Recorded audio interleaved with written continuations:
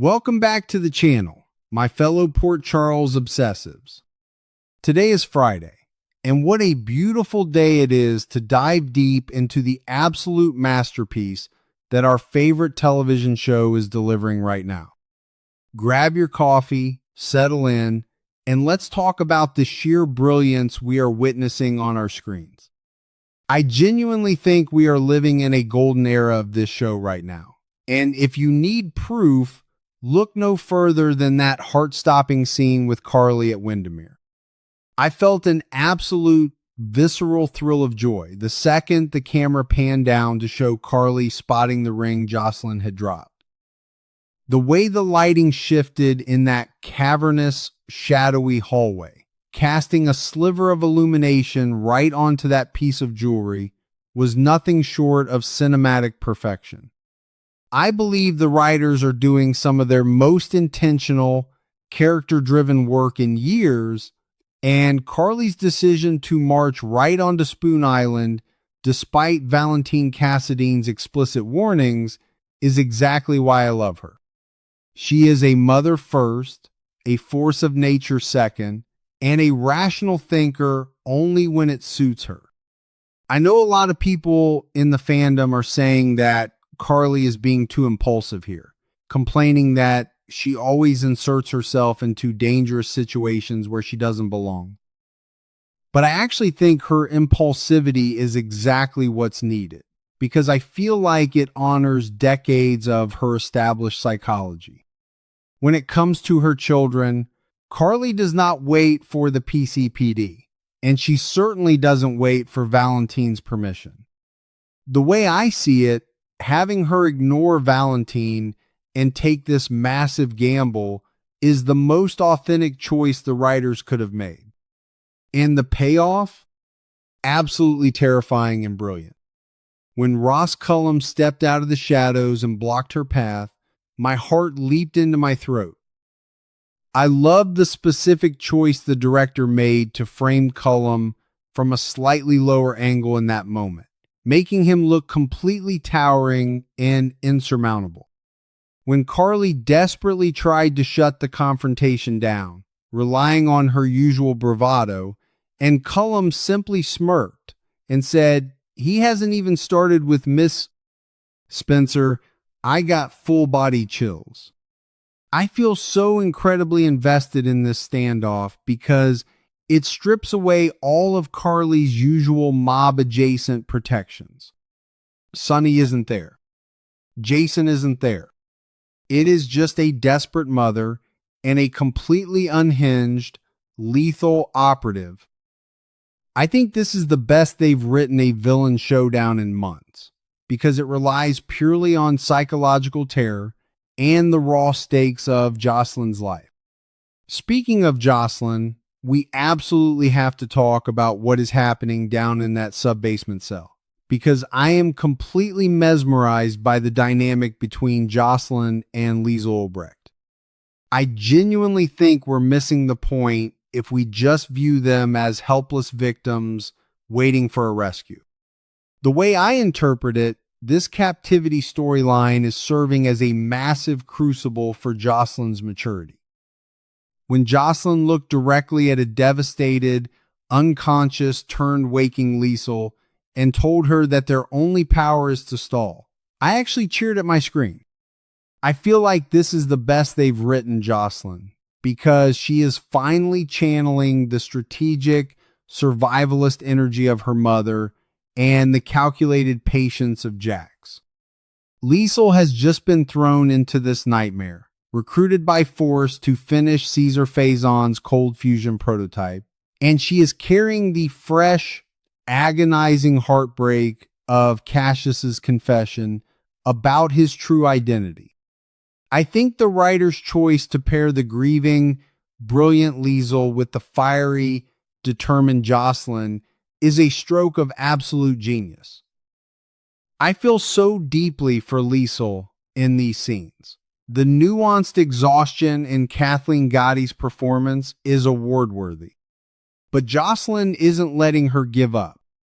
By pushing Liesl to intentionally drag out the project, Jocelyn is taking control of the narrative. I believe this proves that Jocelyn is no longer just the reactive teenager. She is a legitimate player on the board, using the only currency they have time to outsmart Jen, Sidwell, and Cullum. And let's talk about the absolute chaos unfolding above ground with Jen Sidwell, because my mind is still spinning from the sheer audacity of that escape sequence. I know some viewers feel the police in Port Charles are too easily fooled, but I actually think Sidwell's escape was a masterclass in soapy, double agent storytelling. Cassius parading around as Nathan West, helping Sidwell escape right after his arrest. Pure brilliance. I love the way the scene was choreographed, with Sidwell intentionally banging Cassius up to make the struggle look authentic.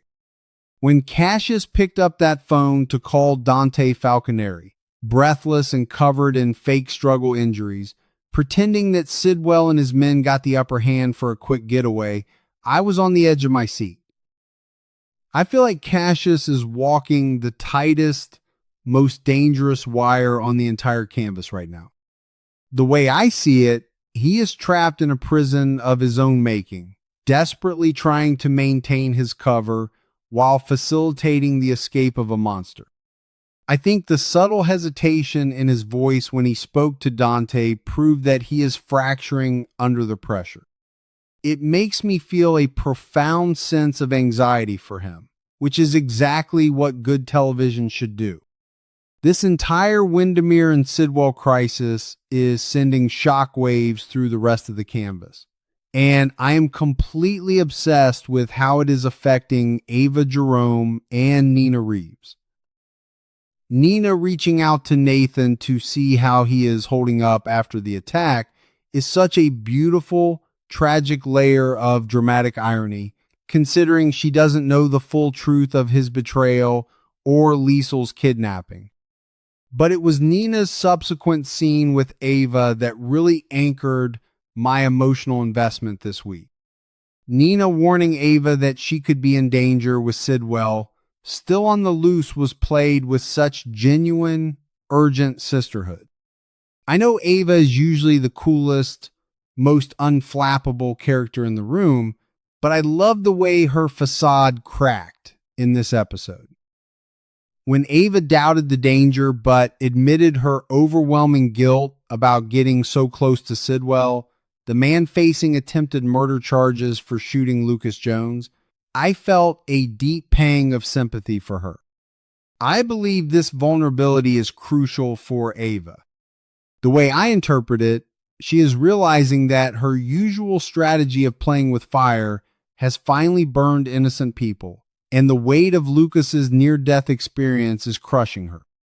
I think the writer's choice to have this conversation in Ava's art-filled, luxurious penthouse, contrasting her physical safety with her internal turmoil, was a brilliant visual metaphor for her current state of mind.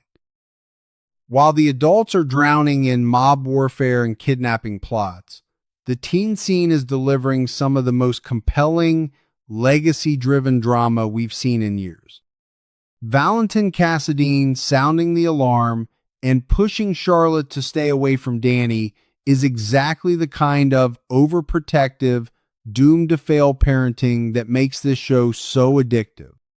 I feel so incredibly invested in Charlotte and Danny's dynamic because they are the living embodiment of the Cassadine and Morgan legacies colliding. When Valentine warned her, the defiant spark in Charlotte's eyes was everything I needed to see.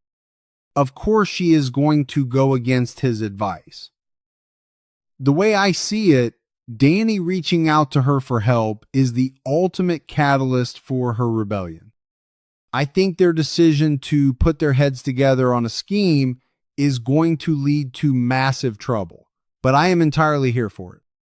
I love the urgency in their hushed conversation.